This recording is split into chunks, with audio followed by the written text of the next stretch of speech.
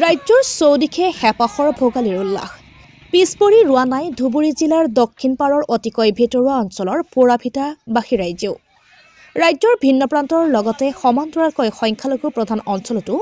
ভোগৰ উৎসৱ ভোগালীক আদৰাৰ ব্যাপক আয়োজন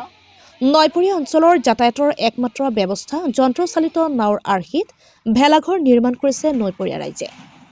ধুবুৰী জিলাৰ ব্ৰহ্মপুত্ৰ নদীৰ দক্ষিণ পাৰৰ পোৰাভিটাত ভোগালী বিহুৰ আয়োজন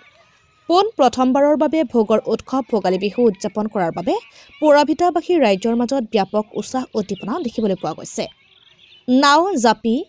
ঢোলৰ আৰ্হিত নিৰ্মাণ কৰা হৈছে ভেলাঘৰ আজিৰ পৰা আৰম্ভ হ'ব ভোগালীৰ উৎসৱ উপলব্ধ হ'ব বিভিন্ন থলুৱা খাদ্যৰ লগতে অসমীয়া কলাকৃষ্টিৰ বিভিন্ন ধৰণৰ প্ৰতিযোগিতা পোৰাভিটা ভোগালী উদযাপন সমিতিৰ উদ্যোগত অনুষ্ঠিত হ'ব এই বিশাল ভোগালী বিহুৰ অনুষ্ঠান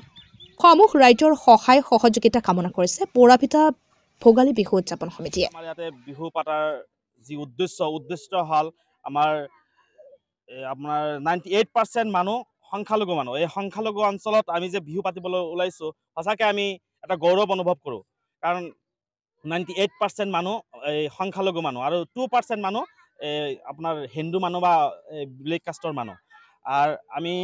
যি লঞ্চ বনাইছোঁ লঞ্চৰ যি উদ্দেশ্য হ'ল আমাৰ এই বৃহত্তম জামাদাহাট ব্লকটো হ'ল আপোনাৰ 3টা ডিষ্ট্ৰিক্টৰ আণ্ডাৰত ৰাজনৈতিক লেভেল হ'লে আমি গোৱালপাৰা প্ৰশাসনিক বিষয়া হ'লে আমাৰ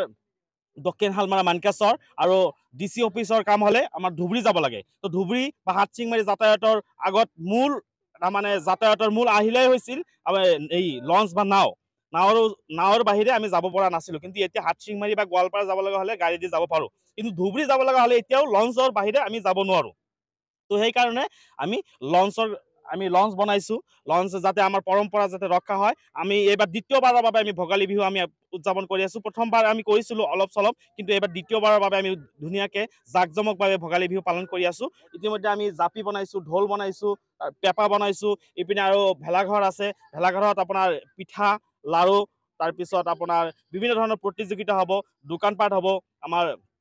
ভোগালী বিহুৰ সংগতি ৰাখি যিবিলাক দোকানপাট আছে সেইবিলাক দোকানপাট হ'ব তাৰপিছত নৃত্য প্ৰতিযোগিতা হ'ব অনলি অসমীয়া নৃত্য বা অসমৰ যিবিলাক কলাকৃষ্টিৰ নৃত্য এইবিলাক প্ৰতিযোগিতা হ'ব বিভিন্ন ধৰণৰ ল'ৰা ছোৱালীৰ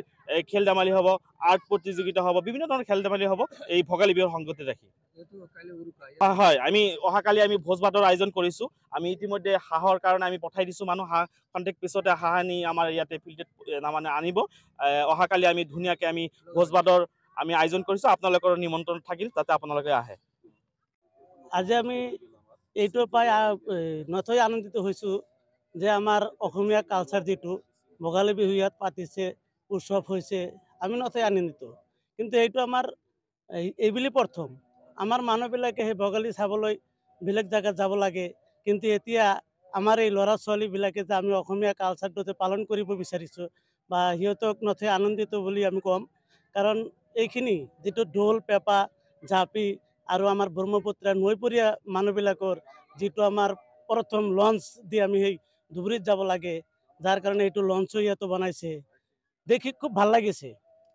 আৰু এইখিনি কালচাৰ আমাৰ বছৰতে পাতিব লাগে যিহেতু আমাৰ অসমীয়া ভোগালী বিহু কালচাৰ বেলেগ জেগাত হৈ থাকে আমাৰ এই মানে নামনি অসমত নহয় যাৰ কাৰণে এতিয়া প্ৰথমবাৰৰ কাৰণে যিখিনি এতিয়া বনাইছে আমি নথৈ আনন্দিত ভাল এইটো পাতিবও লাগে